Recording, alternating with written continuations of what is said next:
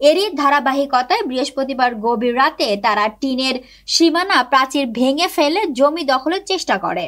এ ঘটনায় শুক্রবার সকালে হাসমত আলী মণ্ডল ও তার বোন লাইলি বেগম পৃথক দুটি অভিযোগ দায়ের করেন।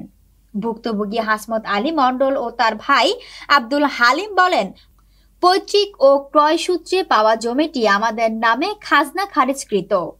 আমরা দীর্ঘদিন ধরে ভোগ দখলে আছি।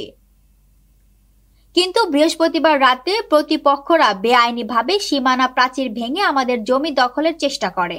প্রতিবেশী রিয়াজ উদ্দিন ও বিপুল হোসেন জানান, আমরা বহু বছর ধরে দেখছি এই জমি হাসমত মণ্ডল গং ভোগ দখলে আছে, কিন্তু বৃহস্পতিবার রাতে হঠাৎ করে তাদের প্রাচীর ভেঙে দেওয়া হয়।